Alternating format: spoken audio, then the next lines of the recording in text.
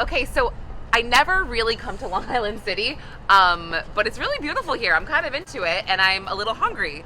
So this looks like a good place. What do you think, Mikey? Yeah, I didn't even know Long Island City existed, honestly, but look at it. We're here. I thought it was like part of Rikers Island or something. Yeah, okay, I didn't think that, but let's go. This place looks amazing. Yeah. All right.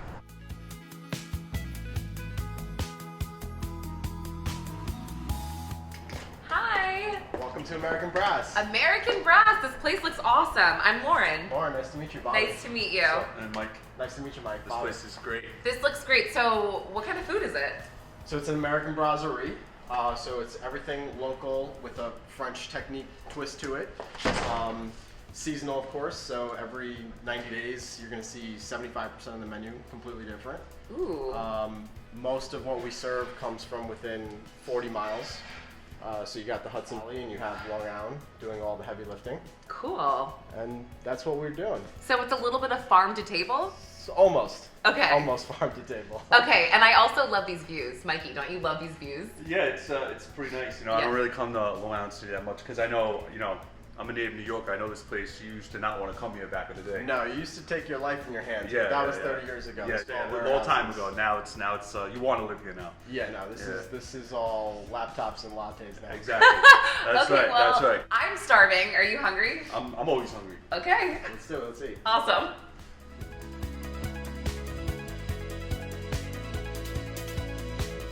Where should I sit? Next to me. Okay.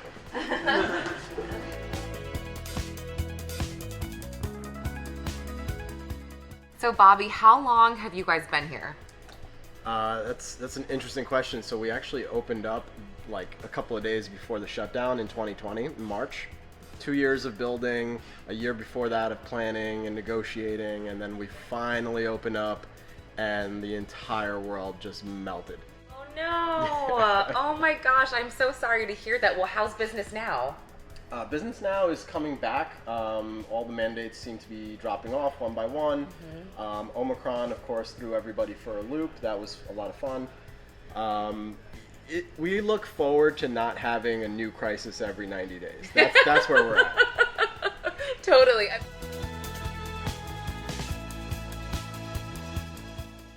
But what is your favorite thing on the menu? It's so hard to tell you that. So purposely, we keep our menu really tight, and you could throw a dart and I would tell you that's my favorite thing on the menu. Lately, I'm really into the steak tartare. I think it's a best-in-class version of the dish. This is our mix. The mix is a lot of familiar ingredients that you normally put in a tartare mix. Some Dijon, there's soy sauce. We have some brandy, capers, shallots, some tomato. So that's what we've really mixed with the meat. Ring molds to give us a nice presentation. Nice and even, beautiful. We are going to give it a little bit of chives on top. Next we have a sunchoke puree. Really just cook down some sunchokes with some heavy cream and some milk. Puree that. Really gives it a nice sweet flavor, creaminess to the tartare. So that goes down first. And here we have a egg yolk sauce. So it's just smoked egg yolks that we slightly cook, and we puree with some creme fraiche and some white balsamic. It gives a nice smoky flavor. And what we're doing here is we're trying to mimic the look of an egg. Next we have some crispy sunchokes to play off the sunchoke component of the dish. So what we do here is we just shave them very thinly and crisp them up in some canola oil. So we have a little bit of greens, some fresh dribble, and last but not least, we have our beautiful spelt sourdough. Hey, I'm Chef Chris, and this is our Wagyu steak tartare, crispy sunchokes, smoked egg yolk, and a house-made spelt sourdough toast. Hope you enjoy it.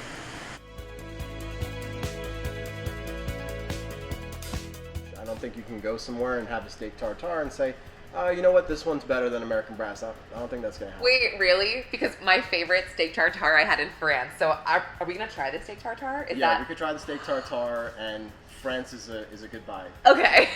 Yes, Mikey, do you like steak tartare? I'm not into raw stuff like that, so you know. Oh, Yeah, wow. Well, yeah, maybe yeah. you'll like it. I actually had a bad experience once with like kind of raw meat, and I was sick for like 2 days, so I stay away from the steak tartare. You know what? You can have a polite bite, all right? All right, a polite bite. Okay. Yeah. You got to be careful with a polite bite on this one because it's going to turn into a few bites. Yeah. Wow. Okay, well, I'm ready. I'm so ready. And then I feel like the red will be the perfect pairing with it. Absolutely. Okay. Chose a little Pinot Noir. It's a little early, and we just we're getting started. So I thought, well, we'll ease into it with this. Cheers. Salute. So,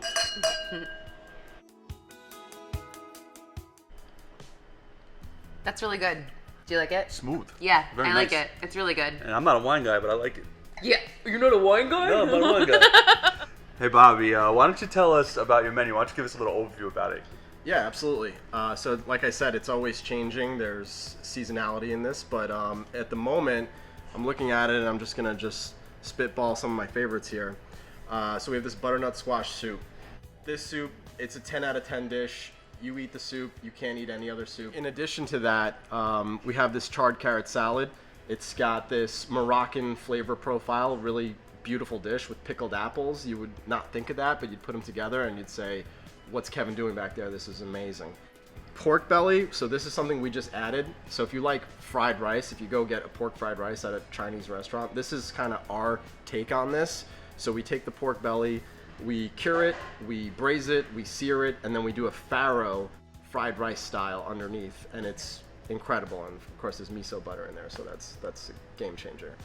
I love your confidence with all of this. You're very confident about your food, and it's coming across, and I love it. I've eaten the food. Yeah, I'm telling you. It's great. So we have this mushroom lasagna, right? So Mike, you've had lasagna, I'm sure. Let me tell you something about lasagna, okay? I like lasagna. This one over here, she tried to feed me lasagna with kale in it. That's sacrilege, man. So as long as you don't put kale in your lasagna, I'm all about it. So growing up, we've all had like a traditional lasagna, right? And this mushroom lasagna was my first time trying it, and I can't go back, I'll be honest with you. There's layers of preserved truffle between all the pasta, and it's just out of this world. You kind of are like, why didn't they do it like this traditionally?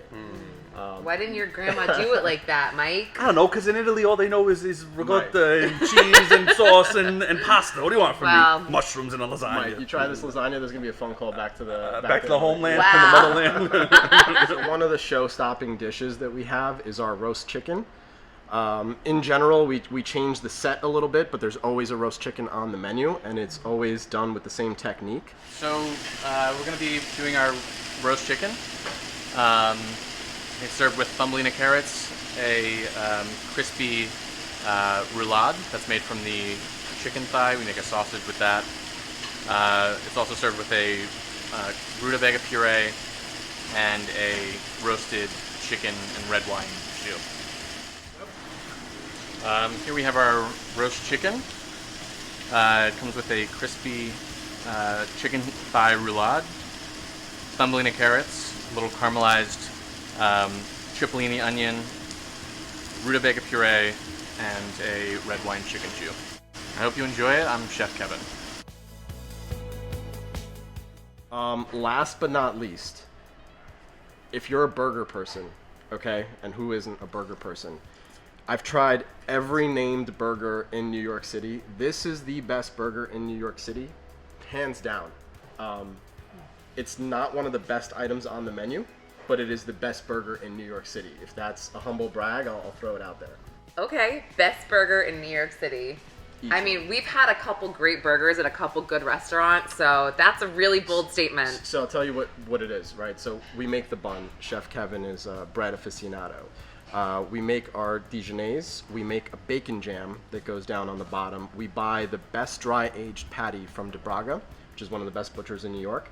And then we take Wagyu flank trimmings and we roll it into that because it wasn't good enough to start, right?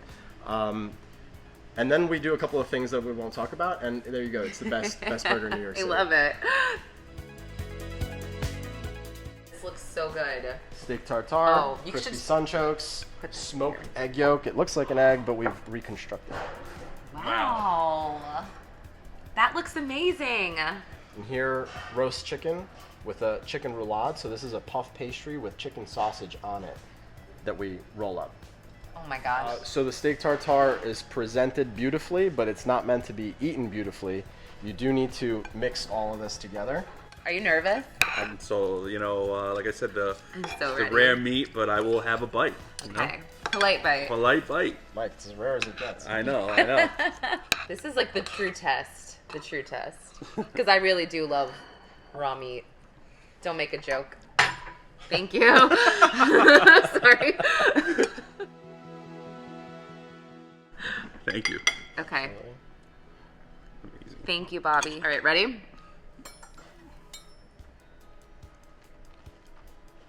Oh, man. You should just bring that plate over here. It's amazing. Wow. Mike? Wow. It's really, It's actually pretty good. Yeah? Yeah.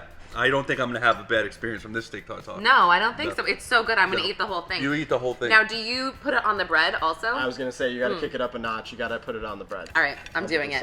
Okay, ready? So that's a sourdough bread that we make.